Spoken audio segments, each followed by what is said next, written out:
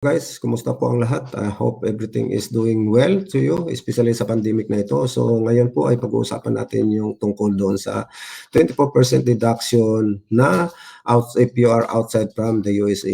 Sa mga viewers na outside the America, so pag-uusapan natin kung ano yung sinasabi nila at kung magkano magkano ang kanilang kukuhanin sa atin or ano ang mga dapat nating gawin para maiwasan natin magbayad ng 24%. Okay? So, dyan lang kayo at pag-uusapan natin ito when I come back to you.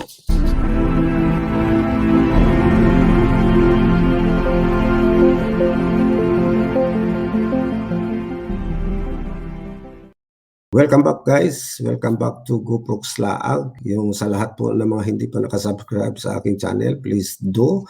So ngayon pag-usapan natin ang 24% deduction na bagong in-implement ni YouTube. Okay? So puntahan natin yung tweet muna ng YouTube Studio. So ito yung tweet ng YouTube Studio. Okay? If you are a YouTube Partner Program, yung YPP po, YouTube Partner Program, creator outside of the US, important tax changes are coming later this year that may affect your YPP earnings. Okay? Find out what's happening and what you need to do below. Okay? So ito yung sinabi doon sa ni YouTube. Okay, creator outside of the US may begin to have taxes deducted from their US earnings. Okay, these are earnings from viewers in the USA. So ibig sabihin, lahat po na napanood ng Amerika, magbabayad po kayo ng tax. Okay, very important po sa kanila. Okay, dahil pinanood nila yung inyong mga content, so kailangan magbayad kayo sa kanila. Okay, through ads, okay, manggagaling sa ads kung saan nila kukuhanin yung ibabayad nyo is manggagaling po sa inyong true ads sa YouTube Premium kung premium kayo, and then sa Super Chat, okay, and then sa Super Sticker, and then sa channel membership. Okay, so doon po nila kukuhanin at doon sila magbe-base kung magkano yung kukuhanin nila sa inyo, pero sa ngayon it is 24%. Okay, so over the next few weeks, you'll be asked to submit your tax information in the AdSense. So very important, okay, na may submit nyo rin yung inyong tax information doon sa AdSense. Okay, kung gusto niyo mapanood itong mga videos na ito o yung tweet na ito, maglilib ako ng link nito sa description at pwede nyo balikan. Okay, so by the way, ito lahat, okay, na-receive natin yung email natin noong March 9. Okay, so yan ang isa nating gagawin. Okay, find out more including the factors that affect how much you might be taxed, okay, in this video. Okay, so ito mapanood nyo rin. Mayroon din ito sa YouTube. Okay, yung kanyang title, important update, tax information required for all monetized channel. Okay, so pero kung halimbawa na gusto nyo panoorin ito dito sa Twitter, so meron akong link description na ilalagay dyan sa inyo. So ang problema ko lang dito, hindi masyado, especially sa atin na receive na email from YouTube o na hindi masyado naka-specify or specific yung sinabi niya kung ano ang mga dapat natin gawin. Pero mayroon ako i-share sa inyo at nakita ko sa isang blog, okay? So sa isang article na talaga in-explain niya rito kung magkano at sino at kung ano yung ating dapat gawin at kung sino yung mga maapektuhan nito. Okay? So puntahan natin yung article na sinasabi ko. Ito po yung article na sinasabi ko, okay? Ito yung blog nila, okay? So 9 to 5 Google, ito yung pangalan ng kanilang site, okay? O yung kanilang website, ito yung website nila, 9 to 5 Google. Kung gusto niyo rin puntahan o gusto niyo mapanood o mabasa ito uli, okay? Iwan ko rin yung link doon sa description, okay? Para mabalikan niyo ito. So ito po yung sinasabi nung March 9 sa ating mga natanggap na email. Okay? YouTube will start deducting US taxes from creators who don't live in the US. So, kung hindi kayo nakatira sa USA, kayo po ay magbabayad ng tax. Okay? Lahat na napanood ng taga-USA ay babayaran nyo. Okay? Very good. YouTube make it fairly easy for anyone this talent and determination to make some cash off of producing videos, okay, and many even manage to make a living off the platform. Okay, this year, though many creators may be facing issue as YouTube is preparing to deduct tax fees, okay, for the US for all creators, even those who don't live in the region. Okay. So yan, ito yung email. An email going out to YouTube creators who live abroad today notifies of the changes YouTube's payment. Apparently, Google is now required to deduct taxes for the United States from all channels, even those owned by creators who don't reside in the United States. Okay, so kahit na halimbawa na hindi kayo naka-reside sa, especially hindi kayo nakatungtong doon sa Amerika, so pag ang Amerika ay nanood sa inyo, so magbabayad kayo. Ito yung nilalaman ng ating email. We're reaching out because Google will be required to deduct US taxes from payment to creators outside of the US later this year. Okay, so ibig sabihin, this coming June, okay, magsisimula na ito. Okay, this thing will start, okay, June 2021. Over the next few weeks, we'll be asking, okay, to all, okay, you to submit your tax information in AdSense. Okay, so lahat po, kailangan na may submit natin yung ating tax information sa AdSense. Determine the correct enough amount of taxes to deduct if any apply. Okay, if your tax information isn't provided by March 31st, 2021, Google may be required to deduct 24% of your total earnings worldwide. Okay, so ito. So ito yung sinasabi nila na kailangan nyo i-apply ito or i-submit yung inyong tax info sa inyong AdSense, okay? Para malaman nyo o ma-determine nyo kung magkano talaga exactly yung inyong babayaran dito, okay? So dito nyo na makikita kung 24% ba kayo, 15% or maybe 0% yung babayaran ninyo. Okay? This change to how YouTube handle taxes came from the US government. So ibig sabihin, hindi po si YouTube ang humingi nito. Yung US government po ang nag-apply po nito. Okay? Especially under the Chapter 3 of the US Internal Revenue Code. So mayroon po silang mga legal na batas, okay, na nakasaad po sa kanila na lahat po na mga tao taga-USA na pinanood yung mga content outside from the US, kailangan nyo po ay may magbayad kayo ng tax, okay? May buwis po ang panonood, okay, ng mga taga-USA sa inyong mga content, okay? So yun po ang ibig sabihin nila, okay? So very good talaga. Google has responsibility to collect tax info from all the monetizing creator outside of the US and withhold taxes when income is earned from viewers within the US. Okay, so yan, napakaliwanag. Liwanag pa sa sikat ng araw. That means that not all income will be affected, okay? But only the earned from viewers within the United States. And brief video from the YouTube explain all of the changes. Ito sa video. So, ibig sabihin, hindi lahat, okay? So, hindi lahat na pinanood nila, okay, na content nyo ay babawasan. So, only sa Amerika. Okay? So, let's say for example, yung taga-Europe manood sa inyo, wala po. Okay? Free. Okay? Kasi mabait. And then, kung halimbawa yung taga-Middle East manood sa inyo, wala din. Okay? Kasi mabait. And then, kung halimbawa yung mga taga-Asia, Philippines, manood sa inyo, wala din kasi mabait. Okay? So, yan. Ang videos nila, po pwede nyo panoorin sa YouTube. Ang title nito, Important Update, Tax Info Required for All Monetizing Creators Outside of the United States. Okay?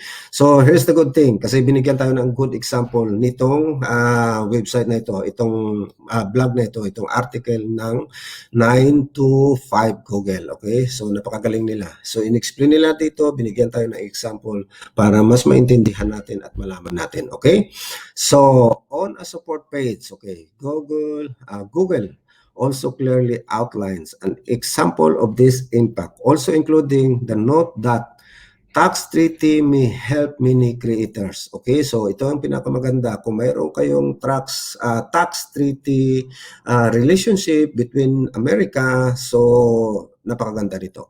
In some country, tax treaty can lessen the impact of this tax change or eliminate, okay, it entirely, as is the case in the UK. So, ibig sabihin, ma-eliminate, okay, yung tax kung mayroon kayong tax treaty relationship between America.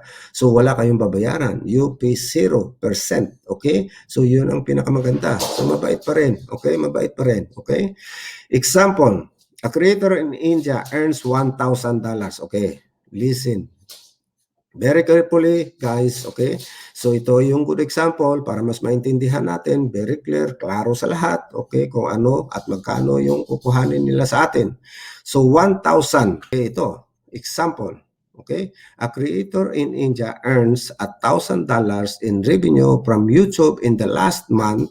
Of the $1,000 in total revenue, their channel generated $100 from the US viewers. Okay, so ang ibig sabihin nito, kung halimbawa yung inyong channel ay kumita ngayon ng $1,000 at yung $100 na kinita mo ay nanggaling yung views sa USA, doon po sila magtatanggal sa inyo ng 24%. Okay? So, ito yung example. Here are some possible withholding scenarios. Okay? Creator doesn't submit tax info. Final deduction is 240 kasi 24%. Because of the withholding tax rate, if you don't submit a form, is up to 24% of total earnings. This means that until we have your completed tax info, okay, we'll need to deduct up to 24% of your total earnings worldwide, not just your US earning. Okay, so ito, very clear po sinabi. Okay, kailangan nyo talaga i-submit ito. Bakit? Yung kinikita nyo sa lahat, okay, na earns nyo sa YouTube nyo, kahit na yung USA or America, Philippines, okay? Totally po ang babawasin po nila is 24% sa total earnings nyo. Not only for the American viewers, okay? All. Okay? So maliwanag yan dyan. Creator. Okay? Creator submit tax info and claims a treaty benefit. Okay? Final tax deduction is 15%. So, yung may mga tax treaty relationship with America, so probably you only pay 15%, okay? This is because India and the US have a tax treaty relationship that reduce the tax rate to 15% of earnings from viewers in the USA only, okay? So yan, napakaliwanag. Pag halimbawa na mayroon kayong tax treaty relationship between America, so malilis yung babayaran nyo na tax or magre-reduce yung babayaran nyo na tax sa kanila. You only pay them 15%. Okay? Sa lahat lang po yun ng views doon sa Amerika. Ang kaibahan lang dito pag hindi kayo nag-submit lahat po ng earnings nyo. Okay? Maliwanag tayo dyan. Okay? Creator submit tax info but it's not eligible for tax treaty. Okay, here we go. Very good ito. Pag hindi po kayo eligible, okay, final tax deduction is $30. This is because the tax rate without a tax treaty is 30% of earnings from viewers in the USA. So yun, maliwanag po sa sikat ng araw. Okay?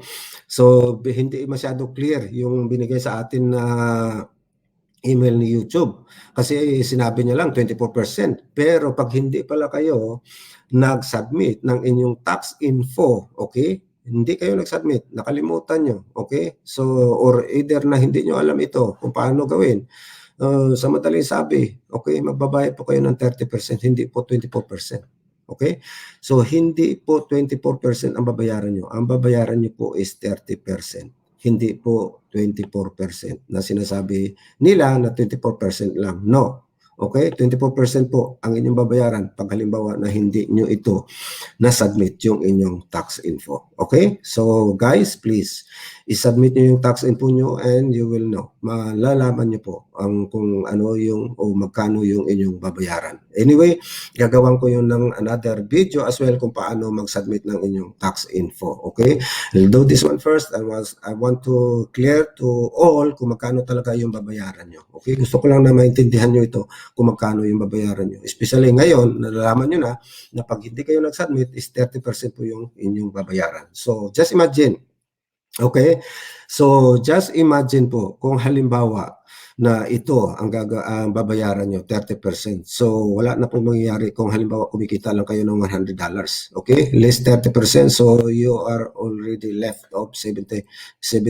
So $70 na lang yung kikitain nyo. Tandaan nyo, yung threshold po is $100.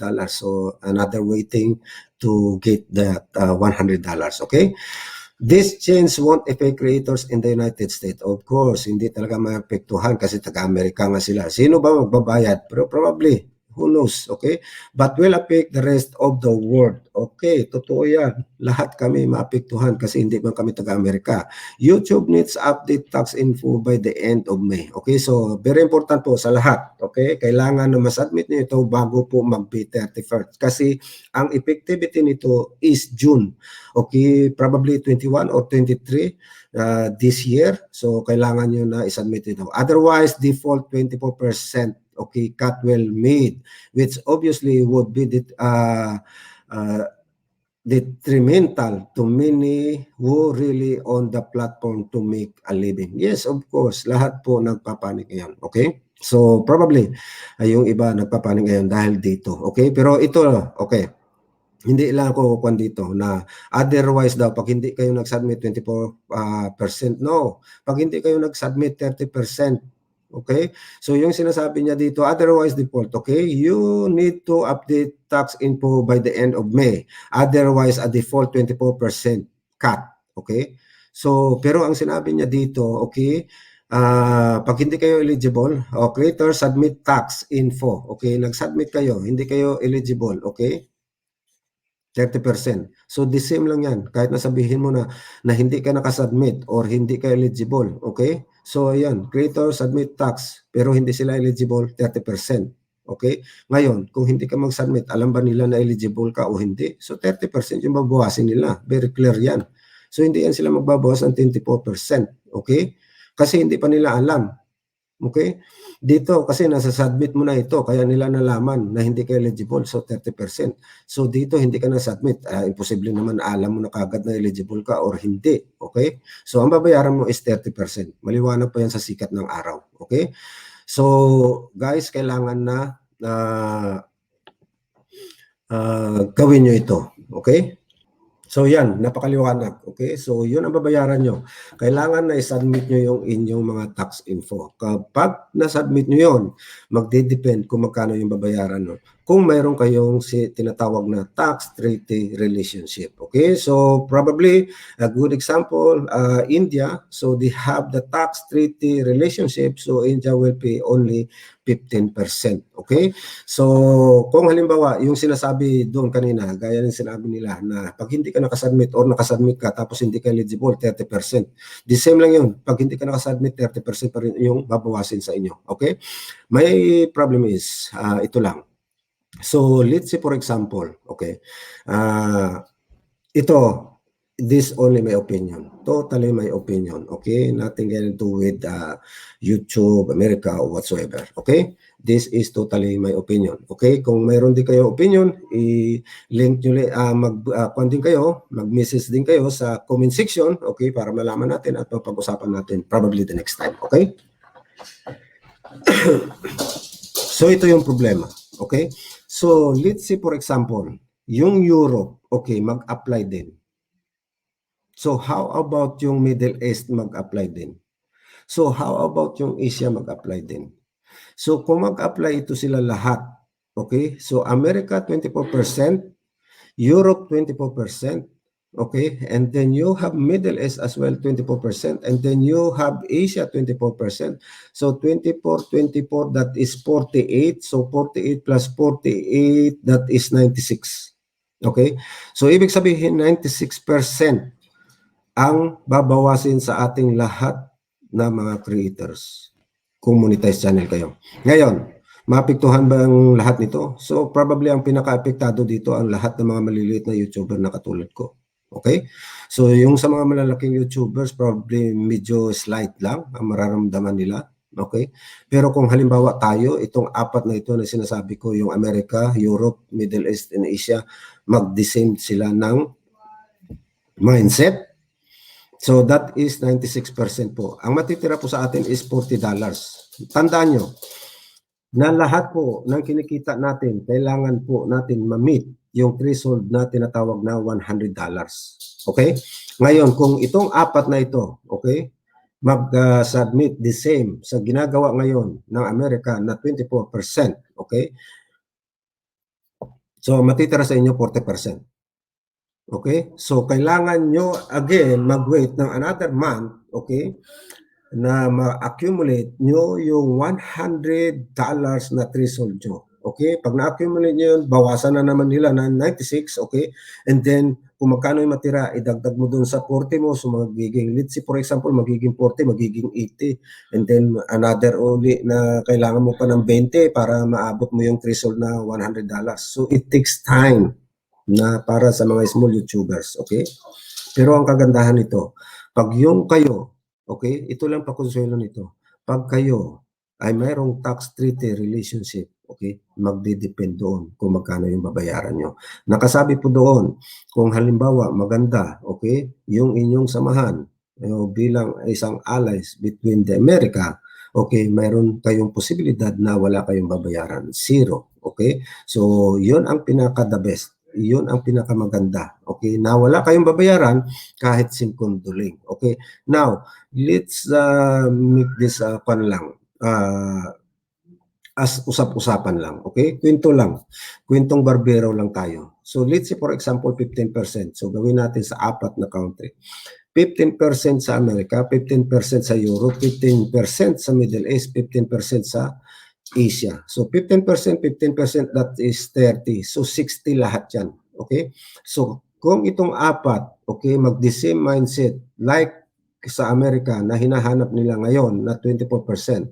So let's say for example, mayroon kang tax treaty relationship dahil magkaibigan kayo kuno, so babayaran mo na lang is 15%. So yung apat na ito, 15%, that is 60%. Tandaan nyo, $100 yung kailangan natin i-accumulate sa threshold natin bago natin magiging sweldo. Okay? So kung bawasan yan ng apat na ito, probably in the next few years will happen. So 60, okay, ang babawasin. So 40 na lang. Okay? Ang matitira sa inyo, $40. Okay? So hindi nyo na-accumulate yung threshold. So ma-stack na yung isa sa AdSense na hindi nyo siya masisweldo. So kailangan nyo na naman mag-accumulate ng another $100 and then tapyasin naman nila uli yung 60, ang matira sa iyo 40. So mayroon ka ng 80. Kulang ka pa rin ng 20 sa threshold. Okay? So hindi mo pa rin masahod. Okay? So another time na naman, mag-wait ka na naman ng $100, tapyasan na naman nila ng 60, mayroon ka ng 40, so mayroon ka ng $120 at makakasweldo ka na ngayon. Happy days. Okay? So ibig sabihin nun, time bago ka makasweldo. Pero kung halimbawa yung channel mo, okay, maganda, nag-generate naman ng earnings na malaki. So, medyo siguro hindi mo maramdaman, pero maramdaman mo lang yan kasi nag-change na yung salary mo. Okay? Before probably ang tinatanggap mo is 1,000, ngayon ang natanggap mo na lang is sabihin na lang natin na 60, okay? 600, okay? Pero ito lang, may pakonsuelo, okay? At napakaganda rin, okay? Dahil pag yung mayroon kayong tax treaty between America, so mayroon kayong may posibilidad na hindi kayo magbabayad. So, ang tax nyo is mag-start 0, 15, 24, and 30%. Okay? So guys, maraming salamat sa inyong pag-subaybay o sa inyong panood. Thank you for watching my video. So sa lahat o sa mga bago pa na hindi pa nakasubscribe sa aking channel, please do, okay? Mag-subscribe kayo, piliin nyo lang yung pula dyan, yung subscribe button, okay? I-click nyo yan and then piliin nyo yung pangatlong bell kasi may tatlo yan siya. So 1, 2, 3, so piliin nyo yung tatlo. So every time na mayroon akong bagong content ay manonotify kayo. By the way, sa lahat ng mga link ng Twitter tsaka yung ating blog ay ilagay ko sa description para pwede nyo balikan. Okay? So maraming salamat. So once again, thank you sa inyong lahat. God bless you all and ingat po especially sa pandemic na ito and we'll see you next time on my video. Okay? Goodbye, goodbye. Thank you, thank you. Bye-bye.